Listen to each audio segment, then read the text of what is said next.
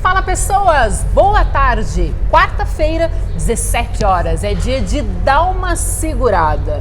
E eu tô super feliz hoje, aqui no podcast Dá Uma Segurada, primeiro porque nós estamos em Itajaí, estamos aqui, a gente costuma falar na base, né, do Dutra, nós estamos com o Porto de Itajaí nas nossas costas e eu estou aqui ao meu lado com o delegado Osnei Valdir de Oliveira, até a gente comentou, né, já fazia mais de ano que ele não vinha no podcast e agora ele me deu essa felicidade de aceitar o convite para a gente poder falar um pouquinho sobre a parte da investigação, do roubo de carga, tudo isso, né, delegado? Muito bem-vindo. Obrigado, Maria. Boa tarde. Obrigado pelo convite. Prazer conversar contigo novamente sobre esse tema que é tão relevante, né, para todo o setor de transporte, mas não só para o setor de transporte, porque atinge toda a sociedade, né, que é o consumidor final e que é atingida quando ocorre esse tipo de sinistro, esse tipo de crime. Então, prazer poder falar contigo. Prazer é todo nosso. Olha só, eu quero falar para vocês, antes de nós começarmos o nosso bate-papo e a gente falar de tudo isso sobre parte de investigação, roubo de cargas, como que atinge a todos nós, eu quero fazer os agradecimentos aos patrocinadores. Então a gente tem Buoni, gerenciadora de risco, Grupo Fetra, nós estamos agora com a Eco Responder e a Wagner Reguladora de Sinistro. A Wagner Reguladora de Sinistro, inclusive, ela também faz um trabalho dessa parte de prevenção a roubo de cargas, ela atua também, eles atuam de forma particular e através das seguradoras também. Então é bem interessante a gente poder apresentar esse trabalho. Quero lembrá-los que dia 11 de dezembro, no auditório do Porto de Itajaí, eu estarei junto com o Dr. Agripino, com o Dr. José Flávio Comandulli e com Jonas Salomão Dutra. Eu vou estar com a palestra Descomplicando Segurança para o Transportador. Então vai ser um bate-papo bem interessante, a entrada é gratuita e eu acho que é bem bacana para que a gente possa divulgar e levar mais conhecimento para todos os transportadores. Então tá feito o convite, a entrada é gratuita, vai ser no auditório do Porto de Itajaí. Olha só, eu queria contar para vocês a respeito do meu convidado, o delegado Osnei Valdir de Oliveira. Ele é delegado da Polícia Civil, titular da Delegacia de Furtos e Roubos de Carga da DEIC. Ele atua bastante no estado de Santa Catarina, mas eles também vão para o Paraná, São Paulo, Rio Grande do Sul, Goiás, Pará, Minas Gerais, tem mais. Espírito Santo, Rio Grande do Norte, Mato Grosso do Sul, enfim, ano passado, esse ano também, né? Mas o ano passado nós deflagramos operações atingindo 17 estados da federação, né, de crimes investigados aqui no estado, mas que tinha repercussão interestadual e que pessoas envolvidas nesses crimes eram oriundas ou que tinham alguma vinculação com essas outras unidades da federação. Então se fez necessário fazer essas operações, contando sempre com o apoio da Polícia Civil local desses estados, e deflagramos essas operações visando desarticular exatamente esses grupos criminosos, essas organizações criminosas voltadas à subtração de cargas. Bom, a gente nossa última conversa foi em 2022. Nesse ano de 2023, na tua opinião, no teu entendimento, na tua expertise, tu acha que aumentou? Houve uma queda? Qual que é a tua percepção em relação a roubo de cargas? Nós temos uma estabilidade nos números. Nós tivemos uma elevação em 2017, que foi o ápice do furto e roubo de cargas no país todo, né? E desde então vem tendo uma queda. Principalmente aqui em Santa Catarina, teve a partir de 2018 que houve a instalação e a criação da Delegacia de Furto e Roubo de Cargas. Então é uma equipe que trabalha exclusivamente nesse setor, criou uma metodologia específica de trabalho, conseguiu ter uma expertise na investigação dessa modalidade deletiva. Então desde 2018 nós vemos uma queda bastante acentuada. E 2020 para cá ela estabilizou. Então nós temos números que são muito próximos, 20, 21, 22 e agora 2023. O que nós observamos são o modo de agir dessas quadrilhas é que eles foram adequando à medida em que as investigações foram sendo aprofundadas.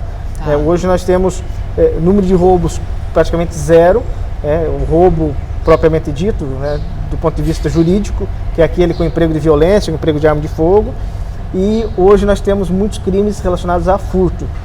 que são os que são com emprego de alguma estratégia, de algum ardil, de regra com a participação do próprio motorista e outras pessoas que estão a ele associadas para cometer esses crimes. Então, hoje, basicamente, os crimes que nós temos aqui no estado são os crimes de furto, mas que também estão estabilizados. Como mencionei, essa queda que ocorreu de 2018 para cá, principalmente com a criação da delegacia, ela se estabilizou e conseguimos manter esses números de maneira que não tenham uma crescente desde então. Isso a gente fala mais no estado de Santa Catarina, ou você consegue fazer um aparato aí nível nacional? A nível nacional nós temos essa queda desde 2017 e aqui em Santa Catarina um número bem... Quando se pega dados estatísticos, depois da criação da delegacia, os números foram lá embaixo. Então tá um número bem reduzido, né?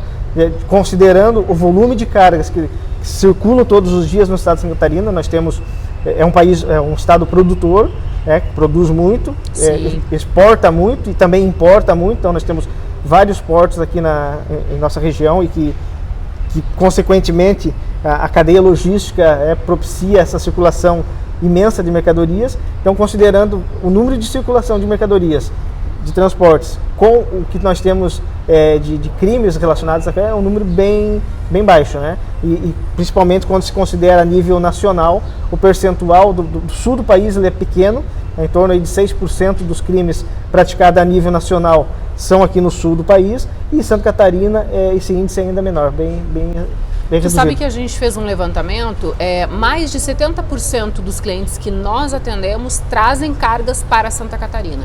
Então a gente tira pela gente mesmo que a quantidade de cargas que passam por aqui é um número bem significativo, né? Então, assim, significa que vocês estão fazendo um bom trabalho ou que eles estão com bastante medo de vocês, né? Porque a polícia de Santa Catarina, a gente vai para outros estados, conversa com o pessoal e diz assim, a polícia de Santa Catarina, os caras são do mal, eles não deixam passar nada. Você já ouviu falar isso? Ouvi muito, principalmente dos que nós prendemos. Com certeza, esses mesmo aí. Então, geralmente, eles questionam como que chegamos, né? Fazer prisões no estado do Pará, no Rio Grande do Norte, no Distrito Federal, são estados longínquos daqui, né? Sim. E distantes, então, e eles ficam boquiabertos porque há um trabalho de investigação, há um trabalho de produção de provas e principalmente essa busca de esclarecer o crime, de responsabilizar os autores, mas isso tem um diferencial, porque isso faz com que esses números, além de caírem, né, por uma questão óbvia, porque você afugenta a criminalidade, e isso possibilita condenações também bastante significativas, dá elementos para que o Poder Judiciário e o Ministério Público consigam fazer o trabalho deles, e aquela sensação de impunidade que é tão falada, tão propalada, ela é afastada, né? Então, esses envolvidos nesses crimes, quase que a totalidade são condenados, né? São mantidos presos, e isso faz com que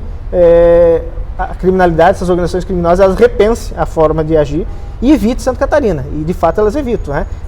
Quando nós investigamos alguns casos que ocorre aqui, de regra, teve 1 ou 2 fatos aqui em Santa Catarina e a mesma organização criminosa, o mesmo bando, você percebe que fez diversos outros crimes em outros estados.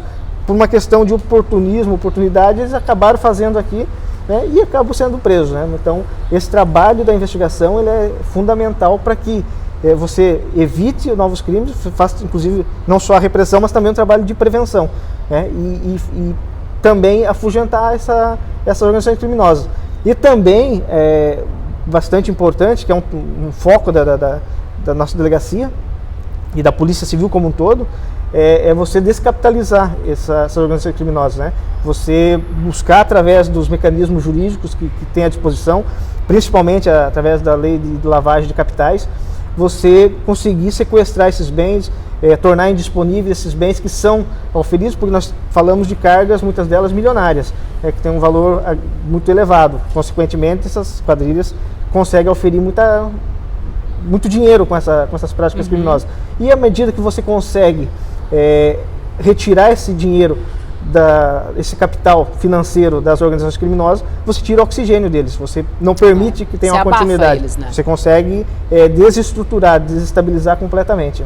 Quando tu diz retirar o capital, a gente está falando de tirar a carga e não permitir que eles prossigam. Não só a carga, né? Porque muitas vezes você não consegue recuperar a carga, mas principalmente os proveitos do crime.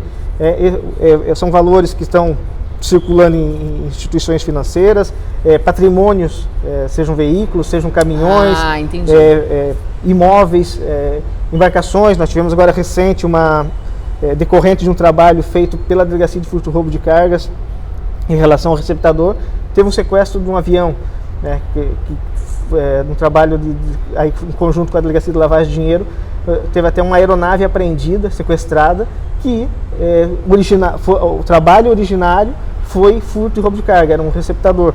Então, isso tudo faz com que ocorra um desestímulo para essas organizações criminosas de atuarem no Estado.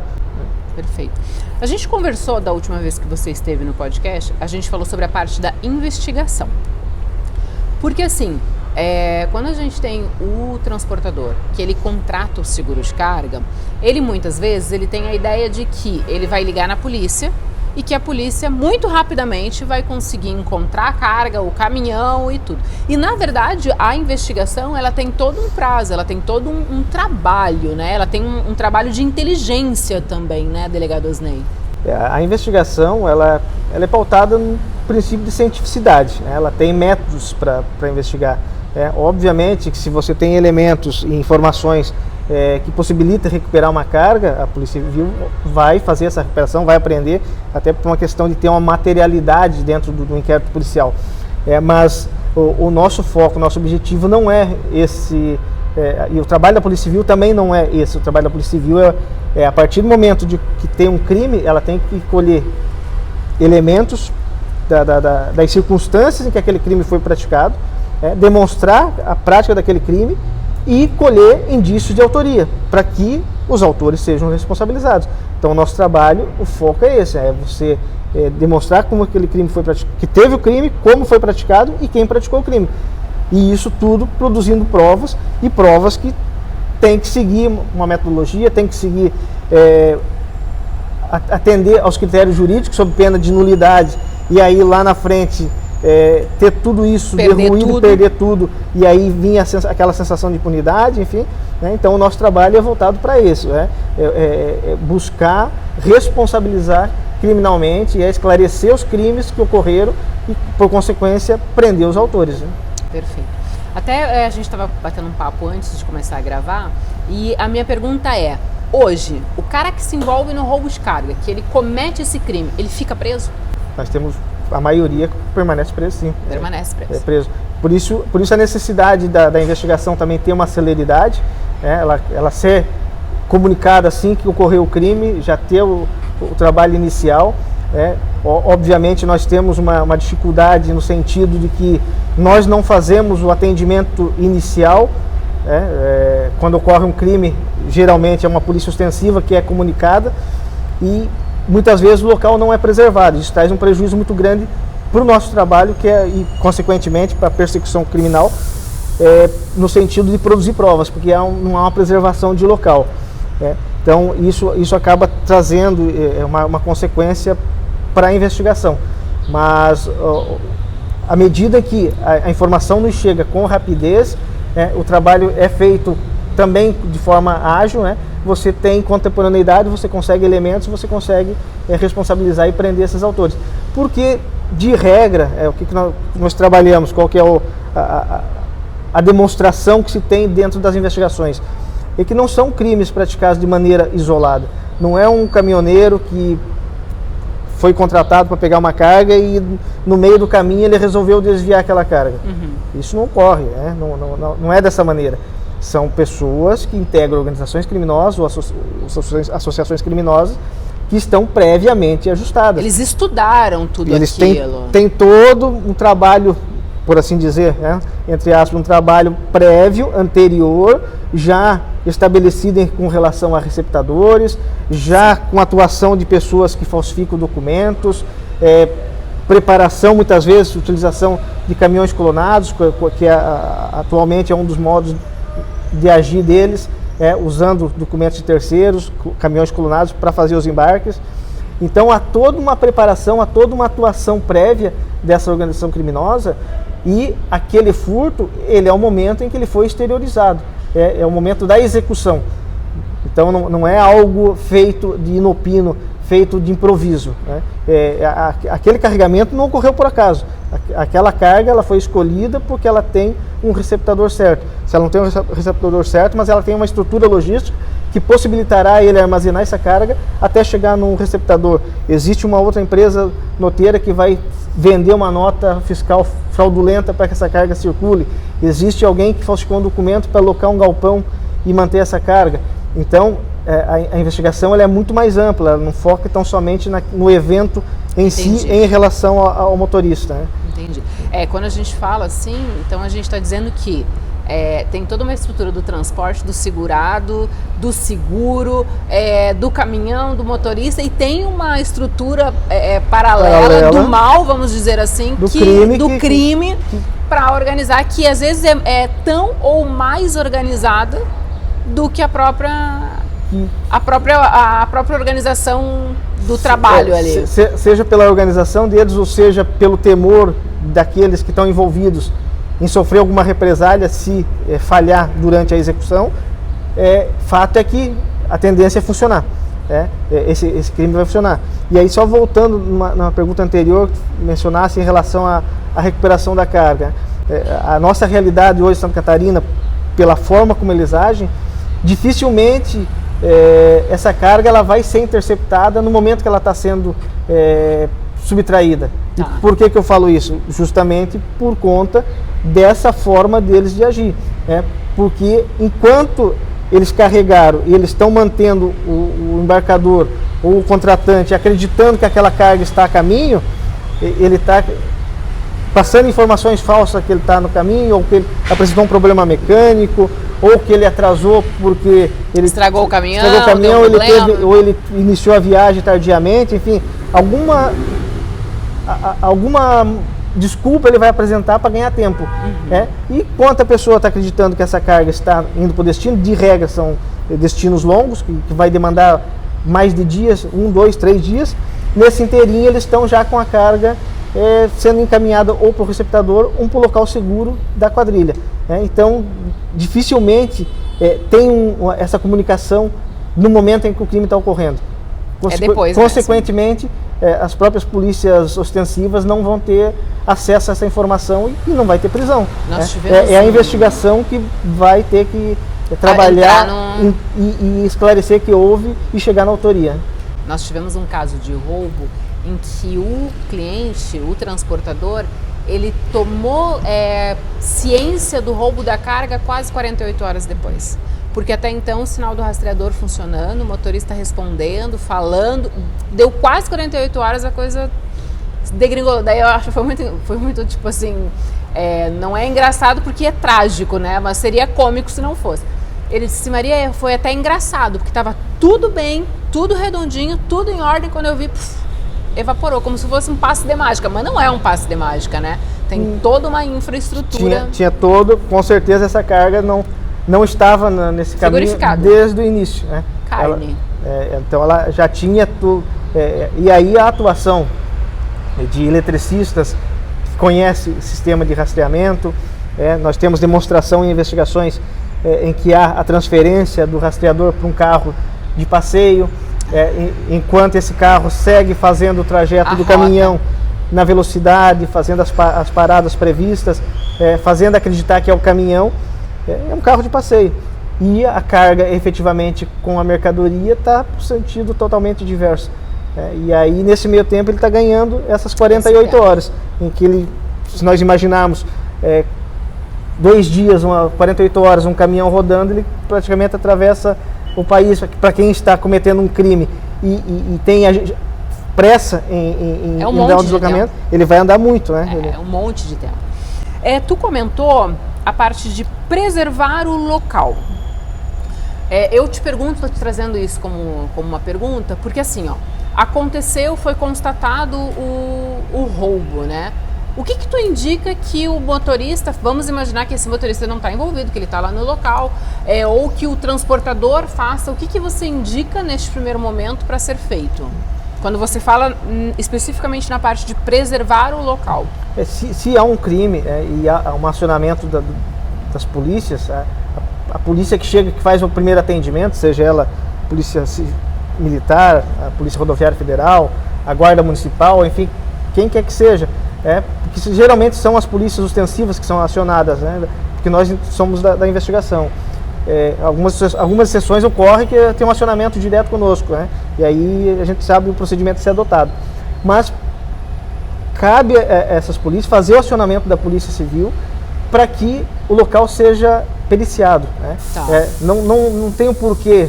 Eu tenho um caso recente, depois nós conseguimos identificar todos os integrantes do bando, foram presos, mas as pessoas, o caminhão foi abandonado e quem chegou primeiro no local acessou a cabine, mexeu no porta-luvas. Eu brinquei, o ladrão não vai estar dentro do porta-luvas no caminhão.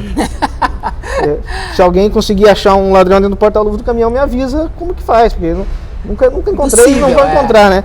Então, falta de profissionalismo no sentido de que você chegou no local, a tua atribuição se encerrou, você aciona quem de direito, quem tem atribuição legal para fazer a investigação, né? Quem tem legitimidade para fazer a investigação, que vai tomar as providências, né? E uma perícia bem feita, ela é fundamental dentro de uma investigação. Ela vai me economizar muito tempo de investigação. Por vezes, meses que eu fiquei trabalhando para buscar um elemento de prova, eu poderia ter colhido dentro de uma perícia, né? Então é um trabalho, e isso é um custo para o Estado, é um custo para a sociedade, né? E quando não, compromete que você não consegue chegar na autoria porque houve foi maculado esse local que deveria ter sido preservado, né? Então isso é fundamental. Quando é constatado um roubo de carga, por exemplo, o transportador, ele pode acionar vocês diretamente? Ele pode acionar a DEIC diretamente? Ou não? Ele tem que aciona a seguradora, abre o boletim de forma virtual. Existe algum atalho que seja mais eficaz? Ele não há necessidade de acionar a seguradora. A seguradora é algo apartado, né? Que é uma questão contratual que ele vai buscar posteriormente a indenização. Nós temos dentro do site da Polícia Civil alerta cargas. Você vai acessar o site da Polícia Civil, vai encontrar esse ícone no site. Tá. Ali você pode, até mesmo antes de formalizar o boletim de ocorrência, você pode inserir todos os dados daquele evento criminoso. Ou, às vezes, não é nenhum evento criminoso, uma perda de sinal, mas que, dadas as circunstâncias, chamou atenção, não conseguiram contato com o motorista, é um local que não seria uma área de sombra e não se consegue contato com o motorista, não se tem um retorno, ele pode ir lá e fazer a comunicação. Ele não vai ser um boletim de ocorrência, ele vai ser uma comunicação, mas que vai dar celeridade, porque vai direto para nós, para o nosso e-mail. Ali ele consegue anexar documentos, ele consegue anexar relatório de posições, ele consegue anexar uma série de informações e acrescentar informações imediatamente. E ele faz isso online. Então, isso facilita bastante, porque nós temos esse monitoramento e esse controle, né? E, obviamente, aí na sequência ele faz o boletim de ocorrência, que é através do boletim de ocorrência, né, que a autoridade policial, que o delegado de polícia vai tomar as providências e instaurar o inquérito policial. Mas há sim essa possibilidade, né? E nós temos também próprio contato através de um canal de WhatsApp, né, que também facilita essas comunicações. Como falei, por vezes, de regra, quanto mais rápido nós tomamos conhecimento daquela prática criminosa, consequentemente, a efetividade da investigação e o tempo-resposta também será muito maior. Nesse site que você falou da Polícia Civil, qualquer transportador, qualquer empresário, independente do lugar que ele estiver no país, ele pode acessar o site e fazer esse comunicado. Ele tendo acesso à rede mundial de computadores, ele vai acessar e vai fazer o comunicado, né? Tá. Ali ele vai colocar as informações, aonde que ocorreu, ou pelo menos aonde ele percebeu que ou perdeu o sinal, ou que possa ter ocorrido, porque é uma informação preliminar. Que depois ela vai ser corrigida ou vai ser acrescentada no boletim de ocorrência. Quando a gente fala de uma informação preliminar, a minha pergunta é, ok, ele foi lá, começou a preencher os dados no alerta cargas E depois apareceu, né? O sinal, estava tudo ok, foi um lugar de sombra, né? Que o rastreador passou, que o caminhão passou com o rastreador. Ele precisa comunicar alguma coisa ou não, só o fato de não adicionar o boletim de ocorrência, vocês... Porque daí assim também, daqui a pouco não vai usar a força de vocês numa coisa que não vai gerar investigação. Não, ele sim, ele deve comunicar, no caso de não se confirmar, né? Por exemplo, ele pode, por alguma razão, esse motorista perdeu o contato. E daqui a meia hora conseguiram localizar, ou esse motorista entrou em contato com eles, enfim, por alguma razão. Não, está tudo ok, está na rota, não teve. Ele entra novamente, ele vai ter um número de protocolo e ele presta essa informação. Perfeito. Tu comentou também um momento na parte de motorista. E nós falamos isso ano passado também, sobre a parte do envolvimento do motorista. E eu lembro que o ano passado a gente comentou alguma coisa sobre dicas, né? Para o empresário, para o transportador. Inclusive eu recebi um material do Roberto Schmidt, um grande abraço para ele. E a gente falou, ele me mandou um material sobre a parte de roubo de cargas, que ele inclusive falava um pouco sobre algumas dicas, né? Para o empresário tomar cuidado quando ele vai contratar um motorista terceiro, porque geralmente, né, o frota própria, aquele cara que é funcionário dele, é mais difícil ele estar envolvido num crime, né? Hoje as investigações que nós conduzimos, elas apontam para a grande maioria de terceiros, né? De terceiros. Aquele que é subcontratado e acaba se envolvendo na subtração da carga. Com raríssimas exceções funcionário, mas são situações bem excepcionais. Ele comentou, ele até passou algumas informações, e essas informações elas vieram do site ispvisualização.rj.gov.br. E fala algumas coisas importantes, assim, interessantes, por exemplo, motorista com experiência pela empresa, com boas referências, né? Fazer uma pesquisa detalhada com vitimologia e cuidar com a NTT recente, né? Se o caminhão, eu sou o motorista e o caminhão não é meu, por exemplo. Você tem algumas dicas que você acha que são pertinentes para a gente... São padrões que nós identificamos durante as investigações, né? A questão da NTT recente quase que a totalidade dos crimes que envolve, né? Vai observar o responsável está há poucos meses com a NTT.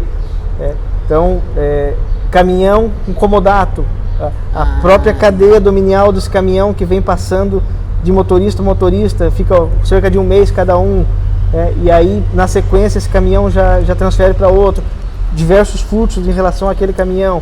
Então o que nós observamos hoje e que precisa melhorar bastante é em relação ao gerenciamento de risco que é feito. A gente observa que está sendo bastante deficitário, porque está informações, assim, alguns erros crassos que não são observados, e aí somente depois que o crime já ocorreu que vão tomar algumas providências que deveriam ser adotadas previamente. Então assim, é muito comum observar isso. Delegado Osnei, desculpa eu te interromper, a gente vai para um breve intervalo. Na volta, eu queria falar um pouquinho sobre essas medidas prévias, o que pode ser feito para que a gente possa orientar cada vez mais. Não sai daí, daqui a pouco a gente volta.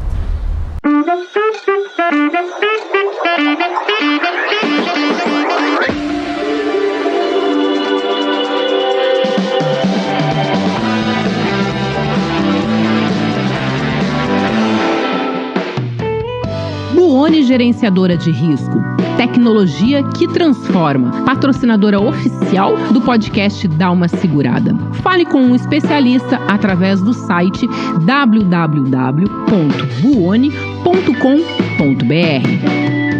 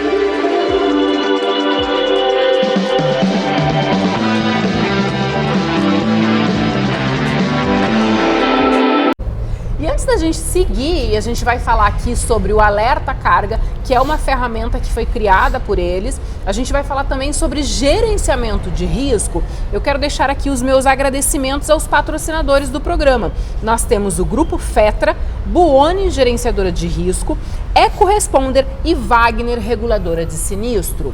E olha só, delegado Osnei, a gente comentou no primeiro quadro um pouquinho sobre a importância dessa ferramenta do Alerta Cargas, né? E eu queria que a gente só fizesse um resumão sobre ela, para a gente deixar claro que ela é uma ferramenta séria, que ela veio para ajudar, para contribuir e que todas as pessoas têm que ter essa consciência social para usar, né? Mas, sem dúvida, é uma ferramenta que foi desenvolvida pensando em dar celeridade na informação, trazer uma facilidade para os envolvidos, principalmente no setor de transportes, ter essa comunicação direta com a Polícia Civil de maneira célere, mas isso tudo tem que ser feito com muita responsabilidade. É sob pena de você acionar toda a máquina pública, e toda uma estrutura que é pequena, ela é diminuta, né? Nós temos, é sabido que nós temos uma deficiência de efetivo policial, então se você emprega isso de maneira indevida, vai trazer um prejuízo para aquelas investigações que já estão em curso e muitas vezes algum crime até mais grave. Então, aquele que faz uso da ferramenta, ele tem que fazer de maneira muito responsável, né? Mencionasse até a situação ali de fazer uma comunicação e depois não se confirmar esse sinistro, desde que ela o faça com boa fé, mas que na sequência já faça essa comunicação informando que está tudo certo, né? Para evitar justamente esse acionamento, essa utilização da máquina pública de maneira indevida. Perfeito. A gente estava comentando também sobre gerenciamento de risco, né? Então, assim, alguns pequenos empresários têm um pouco de restrição em relação a essa parte do PGR, de cumprir o PGR. E a gente estava falando também que tem momentos em que acaba sendo um pouco falho e que deixa a desejar. O que tu percebe, qual que é a tua percepção em relação a isso e o que você enxerga que pode ser melhorado?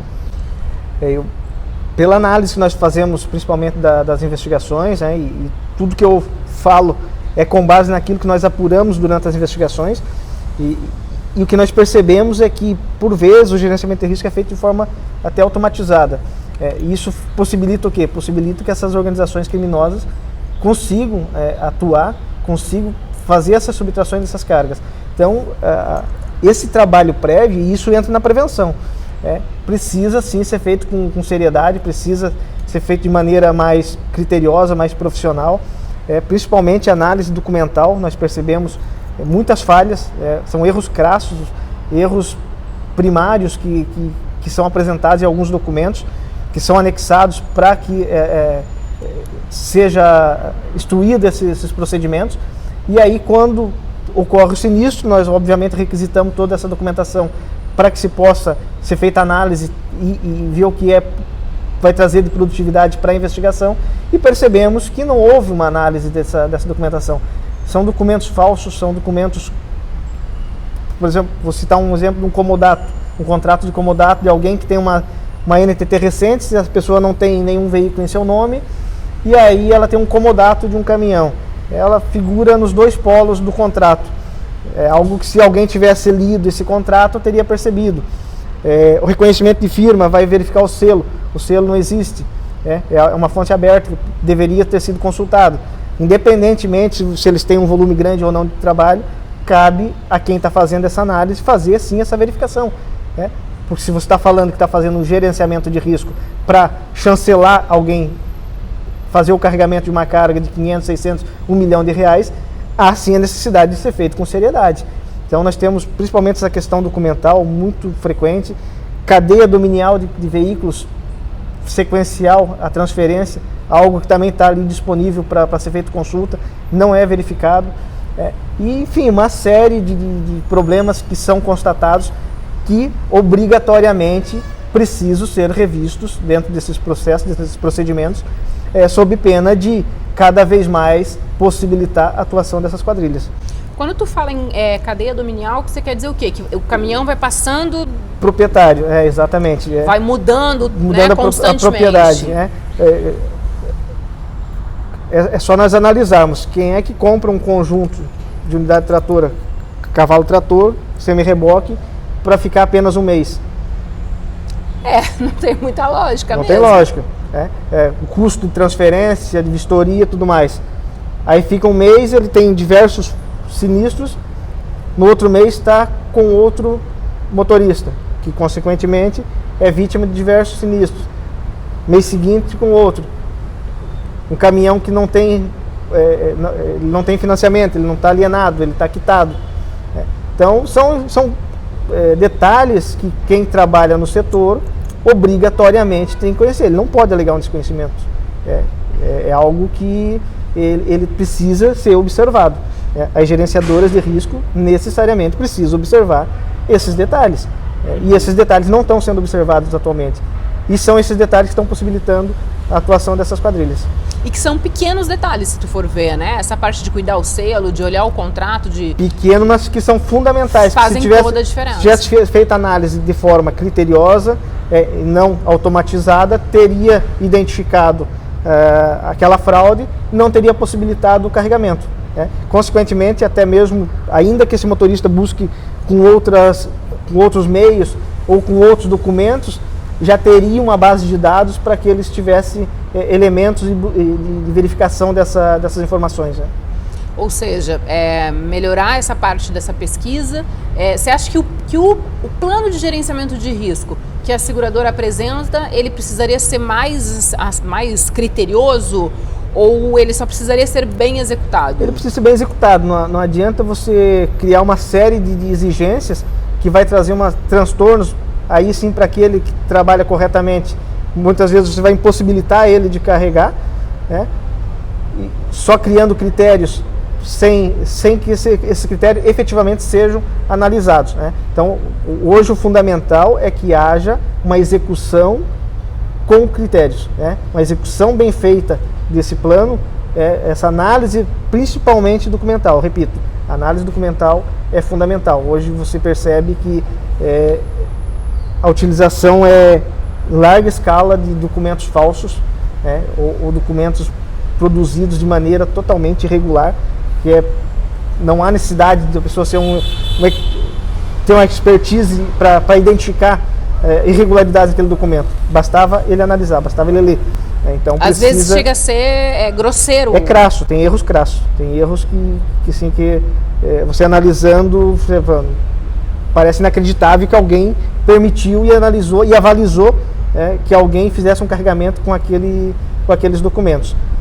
Até mesmo caminhões, divergentes, utilização hoje de, como CRLV é digital, a clonagem. Hoje tem meios para você fazer a leitura do QR Code, aquele documento remete a um documento de um carro de locadora e não de um caminhão.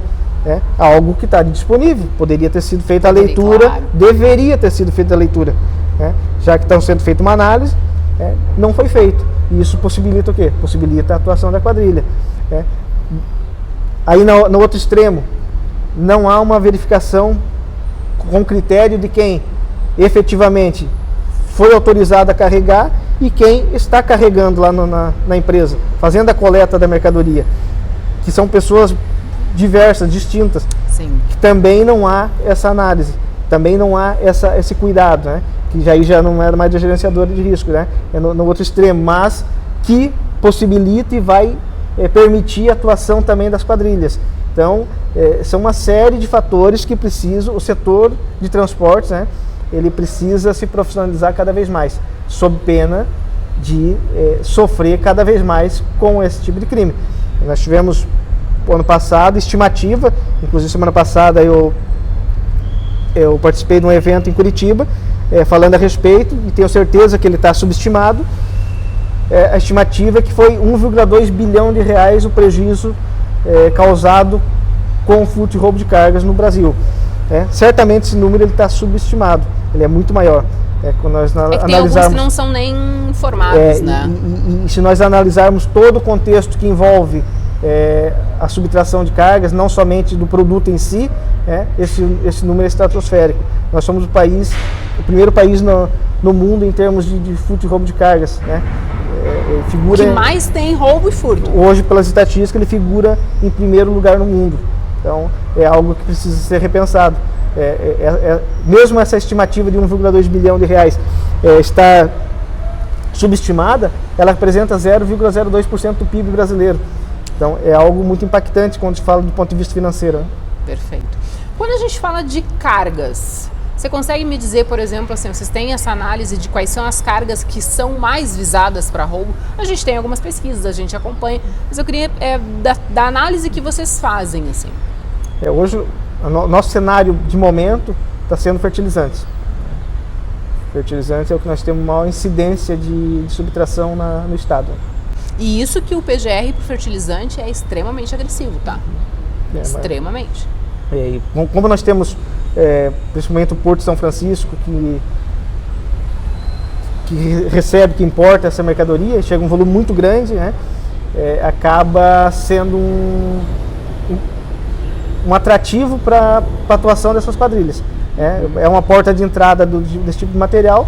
Nós tínhamos um problema com bobinas de aço, teve um trabalho bastante efetivo em relação a isso, teve uma queda acentuada e atualmente é a bobina de aço, o fertilizante. Perfeito. A gente falou em análise documental e a gente falou sobre gerenciadora de risco. Você acha que na hora que, por exemplo, o analista de logística da transportadora, ele pega esse documento, ele consegue também ter uma noção? Ou teria que ser alguém da gerenciadora para reparar nesses? Ambos, né? Ambos teriam essa responsabilidade. Como eu mencionei anteriormente, não há necessidade de ser um expert no assunto, né? Um perito naquele assunto. São análises que, principalmente quem trabalha no setor, conhece a metodologia, verifica esse dia a dia, ele já percebe, talvez até às vezes a insistência ou aquele excesso de facilidade que aquele motorista criou para o carregamento. Então ele tem alguns elementos que ele, no dia a dia, ele precisa necessariamente compreender para que ele possa tomar as providências e evitar que aquilo ocorra. Então ele tem esses elementos, sim, não é necessariamente ser a gerenciador de risco. Ele consegue fazer uma análise prévia antes de mandar mesmo para a gerenciadora de risco. E hoje, principalmente dada as circunstâncias, a forma como se opera a logística, hoje as organizações criminosas elas se retroalimentam com o próprio dinheiro da vítima, com o adiantamento do frete. Então, o que nós percebemos hoje é que todas as quadrilhas, a subtração da carga em si, ela é o lucro da quadrilha, mas todo aquele custo operacional da quadrilha, seja com pedágio, com combustível, manutenção de caminhão, os custos com motoristas, eles conseguem oferir isso tudo com o dinheiro da vítima que paga o adiantamento do frete. Então, o crime ele se retroalimenta e ele vai vitimizar essa pessoa duas vezes, uma com a carga e outra com os valores do adiantamento do frete. Que foi passado para ele. Eu sigo alguns grupos de transportadoras e a gente acaba acompanhando casos em que os carros, né, os bandidos, os meliantes, eles acabam, vamos dizer assim, interceptando o caminhão, né? E tem alguns motoristas que estão agora se rebelando e aparece aqueles vídeos eles carregando os carros. Naturalmente que esse não é a melhor forma de resolver, né, delegado Osnei? Esses crimes geralmente são em São Paulo, né? São Paulo, Rio de Janeiro, que ocorre a abordagem, aí sim, um roubo propriamente dito com a utilização de arma de fogo, tentando interceptar o caminhão ainda em movimento. Não é recomendado reação, porque pode ter o criminoso ele pode ter uma reação também de efetuar um disparo e vitimar essa vítima, claro, né? Mas dentro de um contexto, às vezes, de uma autodefesa, ele toma essa atitude. Mas é algo que precisa ser muito bem pensado, sob pena de tanto ele sofrer um ataque por conta de... Não só pode ter outro veículo dando um apoio nesse roubo, né? Não ser somente aquele que está tentando interceptá-lo, ou às vezes um dano colateral, de ele, nesse tentativa de se livrar do assaltante ou de atropelar eles, acabar atingindo um terceiro também, né? Então são fatos, são coisas que precisam ser sobrepesada, mas o recomendável sempre é não reagir, justamente porque senão se sabe qual vai ser a reação da outra parte, e aí você sofrer às vezes um prejuízo muito mais sério, ao invés de ter um prejuízo somente patrimonial, aí ter um atentado aí contra a vida. Eu até quero aproveitar um gancho aqui, porque a gente acontece às vezes, por exemplo, o tombamento da carga. Eu não vou lembrar agora qual carga que foi. Eu acho que foi galinha. Foi um tombamento de um caminhão de galinha, se eu não me engano. E o povo foi lá e saqueou. E uma das regras que a policy fala, né, de acidente, é que o segurado, o motorista, tente, da forma que for possível, evitar perder a carga. Como que deve proceder nesse caso? Porque, vamos lá, tombou uma carga de galinha. Os bichos estavam vivos, tá? Era carga viva.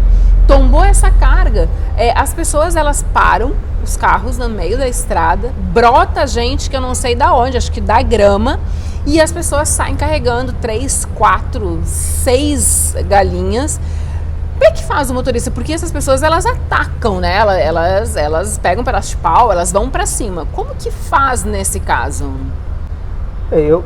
A minha análise é que o motorista ele não tem condições de, no caso de um saque, ele impedir, né? Uma questão lógica de desproporção, ele está sozinho e o saque geralmente é praticado por bando, então é uma ação coletiva, né? Então o que cabe a ele? Acionar a força policial, seja a Polícia Militar, seja a Guarda Municipal, Polícia Rodoviária Federal, e assim as polícias têm o dever legal de comparecer no local e efetuar a prisão de quem quer que seja, porque não é porque tem uma carga que houve um sinistro que está tombada que alguém tem o direito de ir lá e fazer a subtração. Tá. Então, recentemente nós tivemos aqui próximo de Rio do Sul, fugiu o nome da cidade ali, mas é próximo, logo depois de Rio do Sul, um tombamento de uma carga de carne bovina e as pessoas começaram a saquear e acabaram levando, tinha filmagens, enfim, eu recebi isso no período da noite, compartilhei com os colegas policiais lá da cidade, no outro dia efetuaram a prisão de um dono de um restaurante, que nós tínhamos a filmagem da caminhonete dele, carregado de carne, conseguiram efetuar a prisão dele, a apreensão desses produtos, e naquele caso específico, como houve uma ameaça contra o motorista, justamente para que ele não impedisse a atuação, e era uma ação de várias pessoas, essa pessoa está sendo indiciada pelo crime de roubo. Então, aquele que pratica um crime, seja de uma carga que está tombada, saqueando, ele pode responder tanto por furto quanto por roubo, a depender da conduta dele. Fato é que ele não tem o direito de ir lá subtrair a carga que está tombada, né? As forças policiais têm sim o dever de se fazer presente no local e prender quem quer que esteja em estado de flagrância, né? A pessoa tem que ser presa, apresentada à autoridade policial, ao delegado de polícia, que certamente vai tomar as providências, lavrando auto-prisão em flagrante ou instaurando um inquérito policial para apuração do fato. E é rápido, tá? Assim, os vídeos que a gente assiste, o caminhão ele termina de tombar e em questão de minutos, às vezes não dá tempo da polícia chegar lá para pegar alguém em flagrante. E eu já vi alguns vídeos em que as pessoas ameaçam a própria polícia. Você deve ter visto muito mais que eu, né? Assim, né? É uma coisa que chega a ser um absurdo, assim. Ou seja, numa conduta dessa, nós estamos falando de um crime de roubo. Por quê? Porque há um emprego de ameaça ou de violência para garantir a subtração de um patrimônio. Então, essa pessoa que tem essa conduta, ela tem que incidir sim na prática do crime de roubo e ser responsabilizada por tal conduta, né? É algo que precisa ser desmistificado, porque infelizmente muitas pessoas acreditam que um caminhão que tombou, que tem uma carga tombada, aquela carga não é de ninguém. Isso. Aquela carga pertence, quem passar ali pode fazer a subtração. E não é, né? Tá totalmente equivocado. Aquele que vai lá e subtrai está praticando um crime. Não, inclusive as pessoas, eu já escutei assim, entrevistas de jornais e as pessoas dizem assim, não, mas essa carga a seguradora ela vai pagar, não tem problema. Então, como ela já vai pagar, a gente vai levar e leva. Teve um tombamento, isso já fazem alguns anos, que foi uma carga viva de porcos na região lá no norte do Paraná. E as pessoas colocaram dentro dos carros os leitões, vivos, tá? Não tinha morrido. colocava dentro do carro e saía levando. Daí eu me pergunto, como que o motorista, nessa situação, vai se colocar na frente da população, porque é uma população raivosa, por assim dizer, com um pedaço de pau, tem gente que leva a arma, tem gente que vai em bando, ele não consegue, ele não tem como ele proteger com a própria vida aquela carga lá para... ele também não analisa dessa maneira, que ele como sendo o responsável para fazer o enfrentamento, né? Cabe a ele fazer a comunicação às forças policiais e aí sim o Estado, através das forças policiais, fazer presente e responsabilizar quem tem que ser responsabilizado, né? Sob pena de o motorista botar em risco a própria integridade física dele numa situação de tentar impedir uma ação, como falei.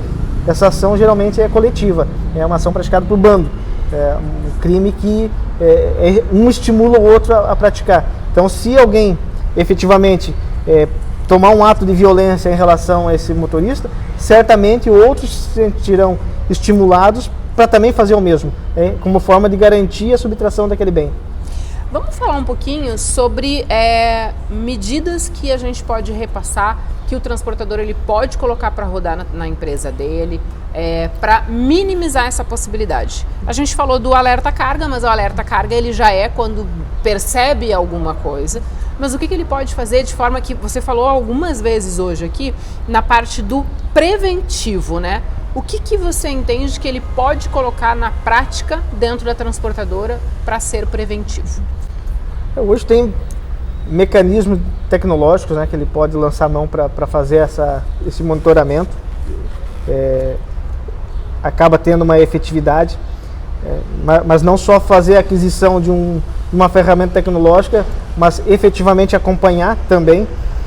Já tive casos em que houve perda de sinal e era uma carga monitorada, rastreada, e que depois de 12 horas é que foram observar que a carga não estava seguindo o trajeto. Então, ou seja, não adianta você ter um dispositivo com essa finalidade de monitoramento sem que haja efetivamente um acompanhamento, um monitoramento em tempo real. Questão da coleta também, abordei anteriormente, é algo sim, bastante recorrente, é fazer necessariamente essa conferência entre quem está retirando o material, conferindo com aquele documento que foi repassado. Dentro do possível, ter câmeras, identificar essa pessoa, fazer uma cópia do documento de identidade dele, fazer uma foto dele na guarita, quando ele chega para carregar. Alguns transportadores estão fazendo na frente do caminhão. Mas aí o caminhão, geralmente eles fazem antes do embarque.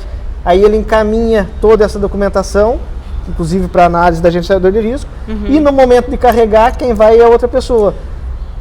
Aí não tem efetividade. Então, assim, por isso que eu falo da conferência de quem vai efetivamente carregar, fazer a coleta, e lá no local fazer uma cópia desse documento da pessoa, fazer uma foto de quem está carregando, identificar essa pessoa corretamente. Mas vai trazer um transtorno.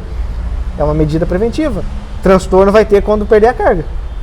Não, e outra, tem muito transportador que tem um seguro de carga para acidente. Agora a lei foi sancionada, agora em junho, efetivando a obrigatoriedade da contratação da apólice de roubo. Mas ainda existem muitos transportadores que não têm essa apólice de roubo.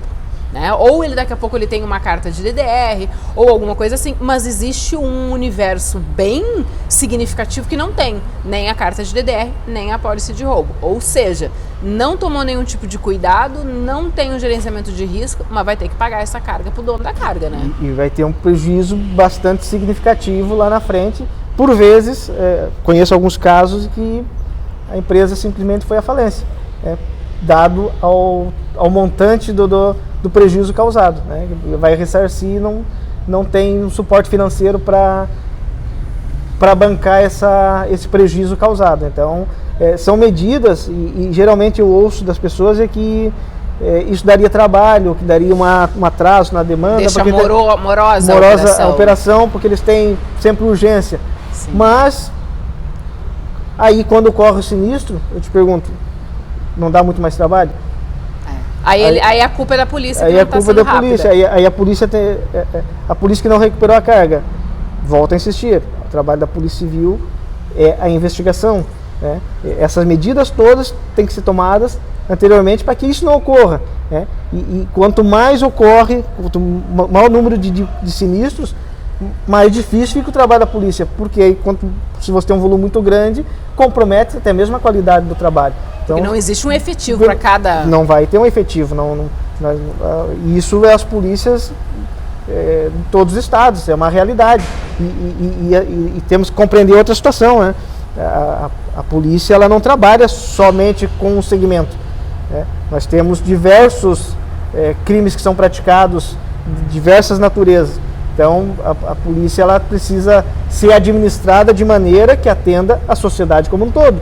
Eu não posso direcionar os trabalhos somente para um setor em detrimento de outro. Então, por isso a necessidade, por isso também a escassez de efetivo, né, para você atender todos os segmentos da sociedade, para que não haja privilégio ou em detrimento de outro segmento. Né? Perfeito. A gente falou então análise documental. Você comentou até do selo, né, que a pesquisa é uma pesquisa pública, correto? É fonte aberta, consegue... Fonte aberta. Quando chegar um motorista que vai retirar a carga, a sugestão é tirar uma foto quando ele estiver lá na transportadora. Isso, identificar ele corretamente, saber que aquela pessoa que está carregando, quem é a pessoa, o documento que ele está usando, e fazer uma foto dele.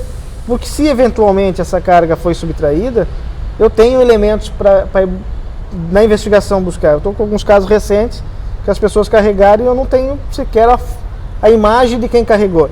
Usar os documentos de um terceiro de forma indevida, mas quem efetivamente carregou? Ninguém sabe. E não houve esse cuidado para que no momento fizesse essa análise. Né? Isso teria alguma implicância na LGPD? Porque tem alguns momentos, delegado Osnei, que eu tô te questionando isso, porque às vezes eu percebo algumas coisas, e eu posso estar equivocada, que, por exemplo, a Lei Geral de Proteção de Dados, né, que às vezes talvez ela não contribua para que essas coisas não aconteçam, né? Então, por exemplo, o motorista, o cara que de fato, eu chamo como? Meliante? Como é que eu chamo? Infrator. O infrator, eu já ia dizer o bandido que rouba a carga, mas o infrator, por exemplo, ficou mais bonitinho o infrator. O infrator, ele, por exemplo, ele pode se negar a tirar uma foto, ele pode dizer, cara, eu não quero que tire uma foto minha, ele pode. Aí não leva a carga. Aí não carrega, né? Porque assim, ó, nós estamos, a Lei Geral de Proteção de Dados, ela protege para que não haja a divulgação indevida. Nesse caso específico, as informações são para aquela pessoa que tem interesse no carregamento. Ela tá entregando um patrimônio para um terceiro, então ela quer saber quem efetivamente está carregando. Né? Ela não está fazendo divulgação de qualquer dado. E esses dados que vai ficar em poder dela. Quando, se eventualmente correr um sinistro, eu, delegado de polícia, eu tenho poder de requisição para requisitar aquela informação. Entendi. Ele não está ferindo a Lei Geral de Proteção de Dados quando eu oficio e requisita a informação, porque ela tem o dever legal de fornecer essa informação. Então não há um conflito com a lei. O que ela não pode é pegar esses dados e fazer divulgação indevida para terceiros. Jogar no Facebook, esse cara me roubou, não pode. Isso ela não vai fazer. E eu vou fazer N situações que ela poderia fazer divulgação. Mas, para fins de controle dela no acesso da empresa, sim, ela pode sim fazer. Se o cara se recusa, já é um indicativo que não dá, né, gente? Que ele está querendo omitir alguma coisa, ele está preocupado, ele tem receio. Ele deve na praça. Ele deve na praça, ele tem receio de ser identificado. Então, ele não carrega, simples assim. Simples. Eu te pergunto porque, por exemplo, assim, um advogado de defesa, por exemplo, do infrator, né? Ficou bonito o infrator, gostei. Um delegado de defesa, ele não pode, por exemplo, alegar, isso não pode atrapalhar a investigação, por isso que eu te pergunto. Porque o transportador, eu tenho certeza que ele não quer ser roubado, ele não quer passar por esse tipo de situação, e é uma situação extremamente desgastante para toda a cadeia, tá? Porque envolve o transportador, se esse cara tem o seguro, é uma coisa, mas aí desgasta o corretor, desgasta a seguradora, isso sim, tô te falando por conhecimento de causa também. E quando o cara não tem seguro, pior ainda, né? Como tu falou, eu já acompanhei casos dele ter que vender. Ele tinha 2, 3 caminhões, teve que vender para poder pagar a mercadoria. Mas eu te pergunto assim, a gente falou isso inclusive no começo, né? A gente falou da parte de preservar o local, por exemplo, e da parte de documentar, coletar dados, pegar essas informações. Então eu te pergunto assim, para não fazer alguma coisa que possa prejudicar na investigação de vocês. Entende? Só essa que é a minha... Não, mas tudo aquilo que ele coleta de informação, pelo contrário, ela colabora com a investigação. Por quê? Se aquela pessoa, aquele motorista fez a coleta e efetivamente desviou a carga, eu tenho um elemento, eu tenho pelo menos uma imagem dele que na investigação me possibilitará fazer um confronto, buscar de alguma maneira identificá-lo. Diferente de uma pessoa usar os dados de um terceiro, não tem uma imagem, e aí sim vai causar inclusive um prejuízo para aquele terceiro que teve os dados utilizados indevidamente. Perfeito. Aquele terceiro que estava de boa fé, que teve os dados utilizados, ele vai sofrer por vezes consequência até que haja um esclarecimento daquele crime, demonstrar que não foi ele que praticou o crime, e sim um terceiro se passando por ele. Então é de fundamental importância essa coleta de informações de uma forma geral e esse armazenamento de informações. E essa estrutura, questão de ter um circuito interno eficiente, com qualidade, uma boa qualidade de imagens, isso reflete inclusive na segurança da própria empresa dele. Isso é extremamente importante e necessário nos dias atuais, sob pena de tornarmos a ação dos delinquentes cada vez mais fácil. Perfeito. Delegado Osney, chegamos ao final. E, cara, eu quero te dizer o seguinte, não demora um ano para vir, porque é um papo extremamente enriquecedor. Eu acho que a gente tem que falar mais sobre o assunto, a gente tem que orientar mais tanto a população quanto o transportador. Eu acho incrível o trabalho que vocês estão fazendo, eu fico super feliz, fiquei muito feliz quando eu te convidei, tu disse, não, agora eu consigo ir. Então, por favor, não demora um ano, pelo amor de Deus, tá? Mensagem de encerramento. Eu entendo que a conscientização de todos, de entender que há uma necessidade de atuação, o setor público, o Estado busca fazer a sua parte através da delegacia especializada, como falei, em que pese uma carência de efetivo, mas a Polícia Civil buscou estruturar essa delegacia para atender o setor, justamente por entender a necessidade que se tem, pelo impacto que isso tem na economia do país e, consequentemente, do Estado. Os reflexos que mencionaste anteriormente de uma subtração de uma carga, faltando mercadorias lá na ponta para a indústria, isso reflete na economia, reflete na geração de empregos, consequentemente isso reflete na segurança pública também. Então a Polícia Civil tem essa visão e essa necessidade. E por outro lado, o setor privado também precisa ter essa conscientização, trabalhar de maneira cada vez mais unificada, de maneira republicana, transparente, mas de forma colaborativa, porque é extremamente necessário, sob pena de o crime triunfar. E nós não podemos, as pessoas de bem, o setor público, o setor privado, permitir que o crime triunfe nos dias atuais. Nós temos, pelo contrário, sufocar o crime cada vez mais. É isso, o mal não pode ganhar nunca, jamais. Delegado, obrigada, tá? Pessoas, é isso. Eu espero que vocês tenham ficado tão felizes quanto eu com o papo de hoje. Eu adoro receber o delegado Osney aqui. Eu acho que o papo é extremamente importante e que a gente tem que cada vez mais compartilhar. Então já pega esse vídeo aqui, já manda para outras pessoas, já manda para outros transportadores, para que eles também peguem essas dicas, coloquem em funcionamento nas suas empresas, para que a gente não deixe, como disse muito bem o delegado Osney, não deixemos então o mal triunfar. É isso. Espero que você fique bem, fique com Deus e até a próxima. Tchau!